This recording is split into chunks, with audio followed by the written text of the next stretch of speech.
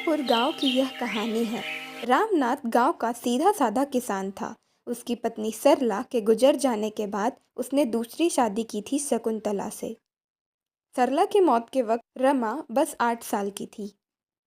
सुबह का समय रमा हाथ में झाड़ू लिए धीरे धीरे झाड़ू लगा रही थी। अरे ओ रमा, तेरी झाड़ू में ताकत नहीं है क्या? पूरा कोना गंदा पड़ा है, यही काम बचा है तेरे लिए ना समझ। माँ, मैं कर रही हूँ। माँ, मुझे मत कह, मेरी कोख में नहीं जन्मी तू। मैं तेरी नौकरानी हूँ क्या जो तेरे लिए खाना पकाऊं? पास से ही पड़ोस की औरतें ये सब सुन लेती हैं। अरे बाप रे, कैसी औरत है, बच्ची से इस तरह बोलती है। छोड़, ये सौतेली माएँ होती ही ऐसी है, दिल में जहर भरा रहता है। रमा खेत से पानी भरकर लाती है। इतना वक्त लगा दिया, लगता है वहां खेल रही थी तू। नहीं माँ, मतलब अम्मा, नल पर भीड़ थी। झूठ बोलती है, दिन भर काम करने के बजाय बहाने बनाती है। जा रोटी बना। माँ, मैंने कभी रोटी नहीं बनाई। फिर सीख ले, तेरी असली माँ ने क्या सिखाया था तुझे। शकुंतला, ये क्या तमाशा है? अरे कुछ नहीं जी, मैं तो बस रोटी बनाना सिखा रही थी। ये तो बच्चे हैं ना, डर जाते हैं। रमा, सब ठीक है ना बेटी? रामनाथ अंदर चला जाता है और शकुंतला की आंखें फिर बदल जाती हैं। ज्यादा बोल दी ना तो आज तेरी खैर नहीं। रमा छोटे से कोने में बैठी है, सूखी रोटी खा रही है। देखो तो किस्मत कैसी है इसकी, मेरे ही घर में रहती है और खाना सूखा खाती है। भगवान, क्या मैंने कोई पाप किया था जो मुझे ऐसी माँ मिली? किससे बात कर रही है तू? भगवान से? जा अपने भगवान से बोल कि तेरी असली माँ को जिंदा कर दे। अगली सुबह रामनाथ खेत में चला गया। घर में सिर्फ शकुंतला और रमा थे। आज खेत की मेड़ काटनी है, जा पानी ले जा वहां। पर सूरज बहुत तेज है अम्मा। ना बोलेगी मुझे? जा, नहीं तो खाना नहीं मिलेगा आज। सुना है रामनाथ की सौतेली औरत बहुत जालिम है बच्ची पर। हाँ रे, कल मैंने देखा छोटी सी लड़की खेत में अकेली काम कर रही थी और वो औरत घर में बैठी थी। अरे वाह, बाल्टी तोड़ दी। पता है इसका दाम कितना है? मैं गिर गई थी, जानबूझकर नहीं।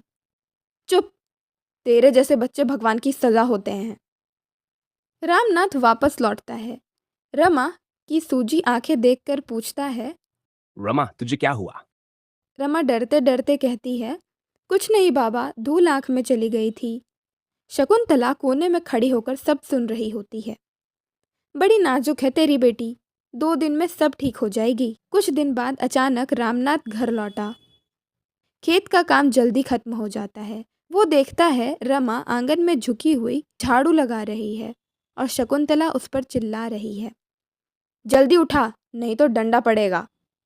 वो गुस्से में आगे बढ़ता है। अब तक मैं तेरी बातों पर भरोसा करता रहा, लेकिन आज सब देख लिया। जिस बच्ची को तू मां बनकर संभालने आई थी, उस पर हाथ उठाती है तू? नहीं जी, वो कमजोर है। चुप रह, तूने मेरे घर का सुकून छीन लिया। आज से या तो तू इस घर में रहेगी या मेरी बेटी। कर्मों का फल भगवान देता है, लेकिन आज तुझे तेरे कर्मों का हिसाब मैं दूंगा। जा, निकल इस घर से। मुझे माफ कर दो जी, मुझसे गलती हो गई। अब कोई मुझे नहीं मारेगा ना बाबा?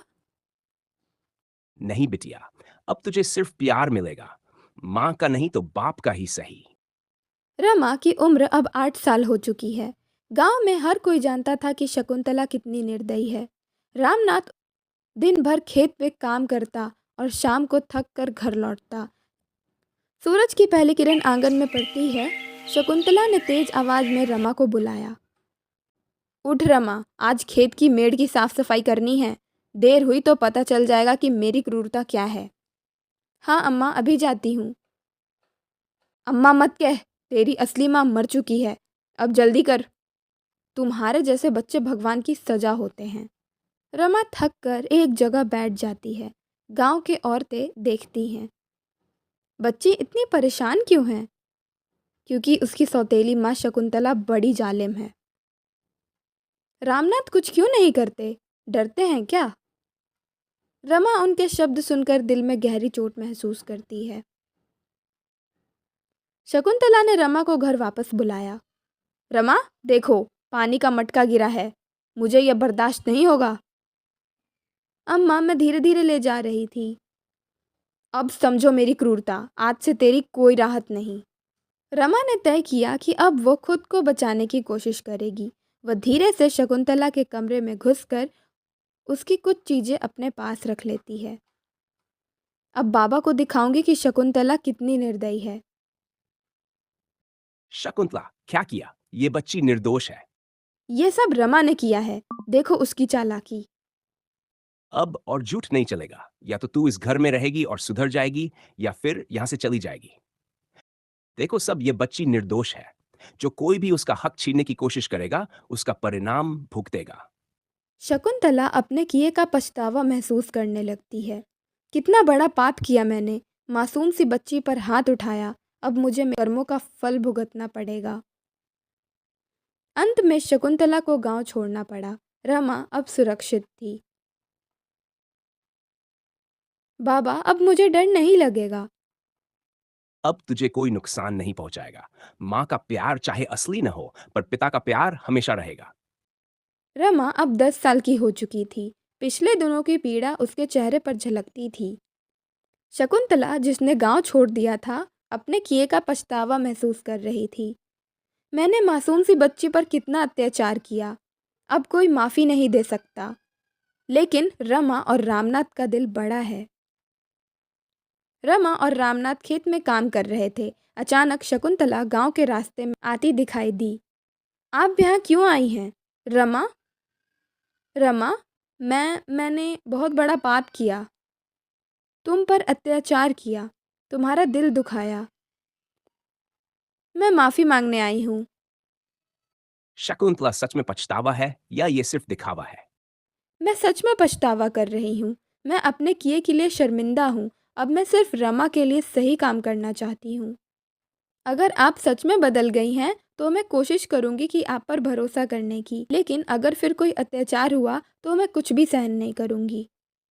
रमा, वादा करती हूँ, अब सिर्फ प्यार और सुरक्षा ही तुझे मिलेगी। शकुंतला, बच्चों के साथ हमेशा प्यार से पेश आओ। यही असली शक्ति है।